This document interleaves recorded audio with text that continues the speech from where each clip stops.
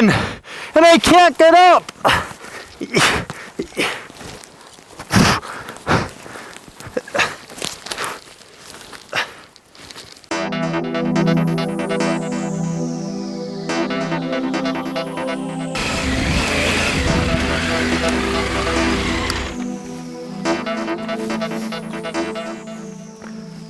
All right, this is a great example of a more realistic environment where you might just need to pick up your motorcycle.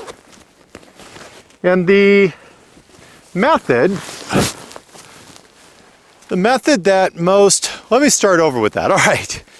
So this is a very realistic environment where you might drop your motorcycle. It's not on a solid surface, it's in loose dirt, it's on an incline, street tires. Now how the heck do we get out of this thing? The traditional solo lift that most people teach is to stand like this and then try to lift the motorcycle. Well, this really isn't a great spot to do that because I have a lot of sand, and if I lift the bike, I don't know where it's going to go or how to turn around. My favorite lift is a deadlift that lifts it like this, but the problem is I'm slipping, and that makes it really difficult, and it's too far down. No matter what I do, I'm always trying to watch my back. I don't want to hurt my back at all. In this case, I really have two options. I can lift it here up, or I can spin the bike around and then try to lift it downhill. In this case, even if I lift the bike here, which I can do if I get up underneath it and I push my body into the bike, and you'll see what I'm doing here is I'm locking my arms all the way out. So I'm not using my upper body at all. I just reach all the way down. I grab the frame rail as far low as possible. And over on this side, I try to come down, not grabbing the hot engine. And then I press my chest into the seat. Once I get my chest into the seat, I can push forward. And at this point, I can walk towards the bike and I can stand it up. Now the reason that this method works is with all this soft ground, I need to create more surface area. Staying down on my knees allows me to do that, and that way I can push into the bike. I'm not lifting it, I'm pushing the bike. Now the other way to do this on this bike, in this situation, would be to rotate and spin the bike. That way the bike's only half fallen, and that might be a much easier way to do this. Even though I can ride the bike up the hill, now that it's fallen and on street tires, I'm never getting out of here.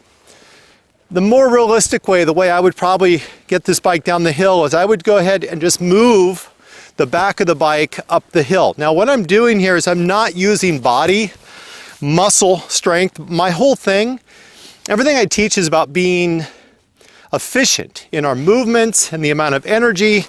So what I'm doing is each time I plant my feet, I get a nice anchor, I grab a hold, my arms are almost extended, and I throw my body back. This way I'm using the motion to get the bike turned rather than burning a bunch of energy to do that. Same thing when it's time to come down the hill.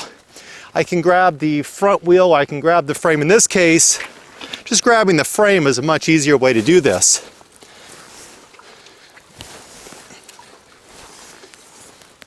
And before I get the motorcycle pointed all the way downhill, I'm going to use the hill to my advantage. It's leaning just slightly uphill. When I get to this side, I use that same method where I'm down on my knees, get down underneath the frame, and push my body into the motorcycle until it's upright. Once the bike is upright, now it's easy enough to get it to go downhill. All right.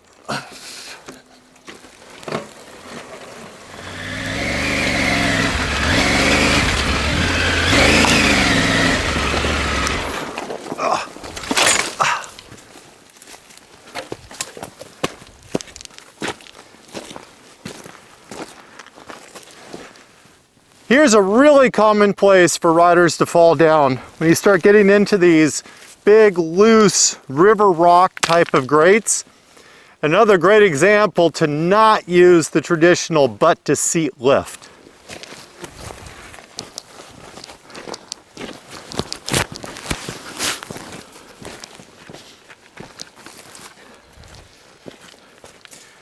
The reason I wouldn't use a butt to seat lift here is that I'm always, and I cannot say this enough, always trying to protect my back and use the less energy, as little as energy as possible.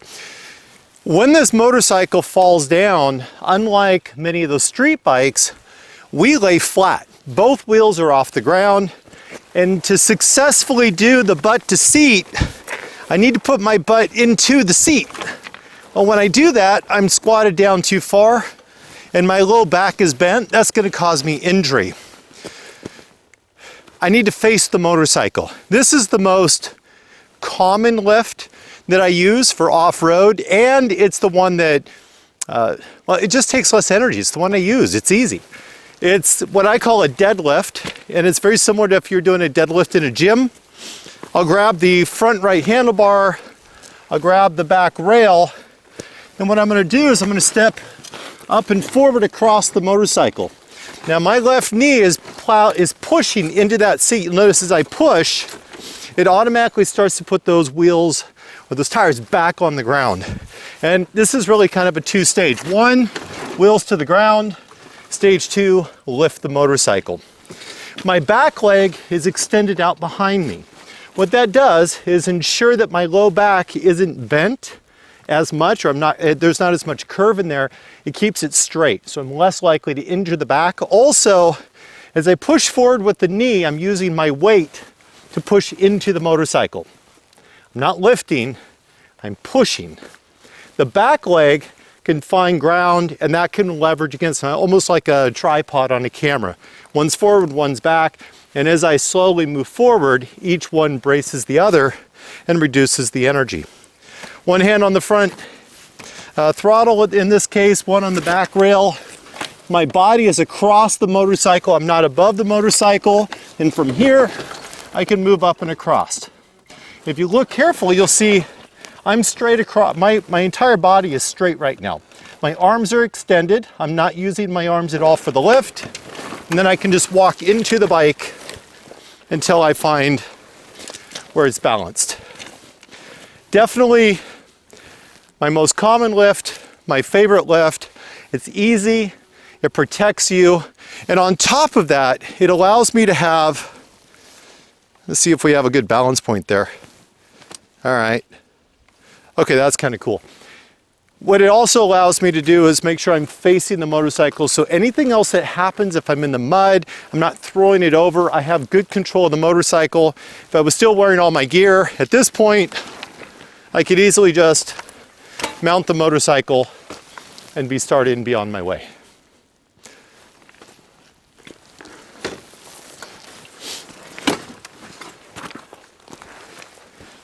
Just for good nature, let's go and do this one more time so you can see up close what I'm trying to do.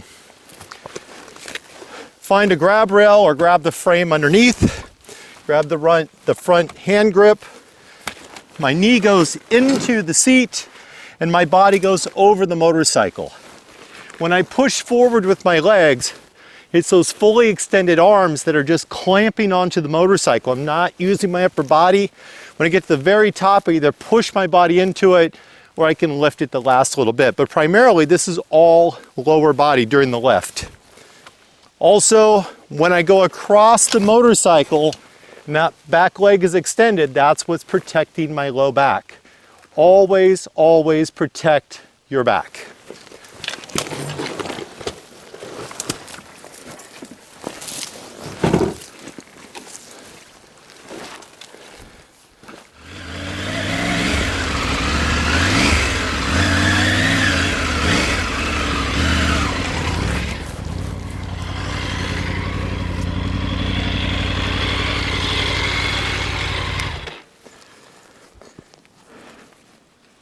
This is an ideal opportunity to show you how to do a what I would normally consider a light bike lift, but it works very well with the adventure bikes in this scenario.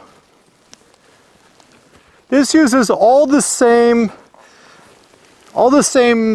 key points that I did on the other lifts, keeping your back straight, using your legs, having straight arms.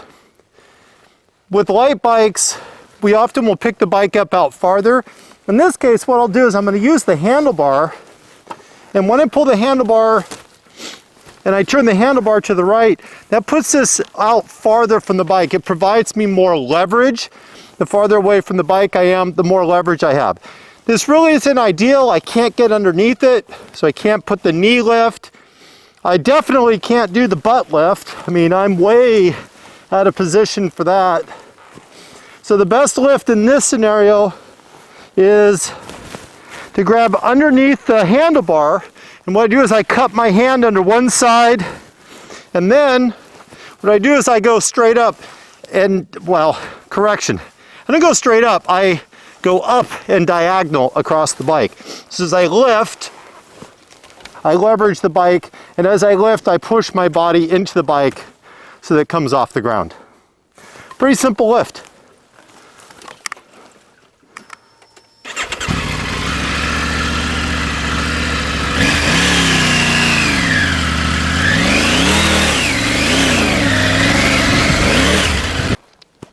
Hey everybody, I'm about 1 week from jumping on the plane to go to Nepal. I am going to bring all of my gear with me, and I'm hoping to find some good lessons that I can share with all of you. I won't have a chance to do a lot of editing or upload a video while I'm there, but I will give updates and pictures on Instagram and on Facebook. If you don't follow me on those platforms, feel free to join me. Those of you that are joining me in Nepal, I can't wait to see you. It's been so long. I mean, we started planning this all the way before COVID. It's about time this happens. If you're interested in doing an international motorcycle adventure training tour with me, I still have openings for South Africa in May and June of 2022. Remember, these are small group events. We have 4 staff members, 3 of them on bikes, only 10 riders. It includes training, international border crossings. We're going to Botswana, we're going to Zambia, we're going to start off in South Africa. If you're interested in that, check out Tkacs.com.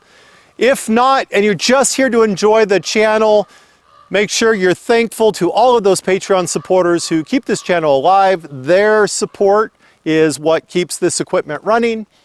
Make sure you hit like, hit subscribe, share it with your friends. I'll see you on the next video.